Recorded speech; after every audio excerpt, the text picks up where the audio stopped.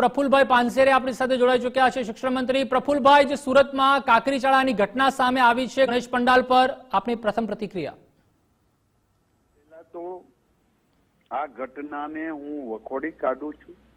શાંત પ્રિય હિન્દુ યુવાનો જ્યારે ગણેશની શ્રદ્ધાપૂર્વક ભક્તિ કરી રહ્યા હોય તેમાં ચોક્કસ તત્વો દ્વારા કાકરી ચાળો થયો છે અને બક્ષવામાં આવશે નહીં. આવા અસામાજિક તત્વોને વીણીને કાનૂની પાઠ ભણાવવા માટે પોલીસ સજ્જ છે. તમામ ગુજરાતમાં પણ આદરણીય અમારા યુવા ગૃહમંત્રીએ પણ કડક સૂચના આપી છે.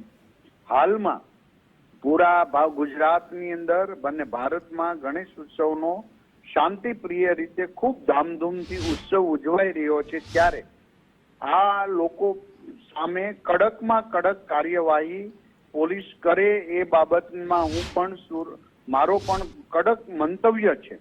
અને આજે આવા લુખ્ખા તત્વો જ્યારે ચોક્કસ મુઠ્ઠીભર તત્વો આખા સમાજને શહેરને બાંધવા લેવા માટે અથવા તો કાકરી ચાળો કરીને શહેરને સળગાવવા માંગતા હોય તો હવે લોકો જાગૃત છે. અને આની જ્યાં આકા હશે, જ્યાં લાઈન હશે, ત્યાં સુધી પોલીસ કડકમાં કડક કાર્યવાહી કરશે એ મને વિશ્વાસ છે અને કરી છે. અગાઉના સમયમાં પણ આવી શાંતિ ડોળવામાં જેને તો એની કમર તૂટી ગઈ છે. આ જ વિસ્તારનો પૂર્વ મંત્રી મોહમ્મદ સુરતી એક સમયે સુરતમાં હથિયારોની સપ્લાય કરતો હતો, પણ એની કમર પણ કાનૂને તોડી નાખી છે. તો આવા લુખ્ખા લફંગાઓ જેટલા શાંતિ ડોળવાનો પ્રયાસ કરી રહ્યા છે એને સાંકી લેવાશે નહીં. ફરી વખત હું અપીલ કરું છું કે કાનૂની રાહ પર તમામની કમર તૂટી જ જશે ને તોડી નાખવામાં આવશે.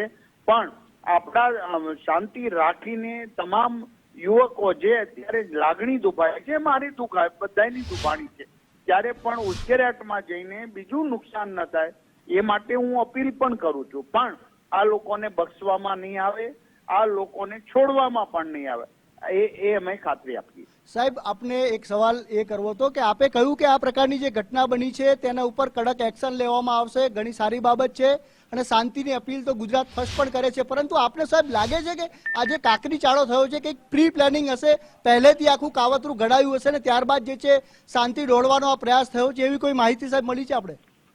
ના, એવું કોઈ માહિતી નથી. પણ આપ જે કહો છો એ ભારતની અંદર પ્રોક્સી વોર માટે આજુબાજુના દેશો અને પાકિસ્તાન સતત સક્રિય હોય છે અને આવા લોકોના સહારો લઈને એવું પણ હોઈ શકે પોલીસ તપાસમાં બહાર જે હશે એ ચોક્કસ પ્રકારે બહાર આવશે. સાહેબ, આવું કોઈ પ્રી પ્લાનિંગ હોય, તમે કહ્યું એ પ્રમાણે બીજા દેશો અથવા અસામાજિક તત્વો આ રીતે સક્રિય થતા હોય, આપણી કોઈ એજન્સીઓને આ પ્રકારની માહિતી મળી હતી કે કેમ ના મળી હોય તો કોઈ ગંભીર બાબત છે? ના, એવું કઈ નથી. પોલીસ ત્યાં છે, બધું જ એની સરસ રીતે તપાસ થઈ રહી છે અને ખૂબ ગંભીરતાથી આ બક્ષી લેવામાં આવશે જ નહીં અને ચોક્કસ પ્રકારે સરકાર ગંભીરતાથી આ મુદ્દો લઈ રહી છે. ચોક્કસથી સર, ઘટના સ્થળે ગૃહ રાજ્યમંત્રી પણ છે અને આશા રાખીએ છીએ કે તમામ જે તેમણે એક્શન માટેની જે સૂચનાઓ આપી છે અને સવાર સુધીમાં તમામ આરોપીઓ જેલની પાછળ હશે અને જે પ્રકારની ઘટના છે તેની ઉપર એક્શન પણ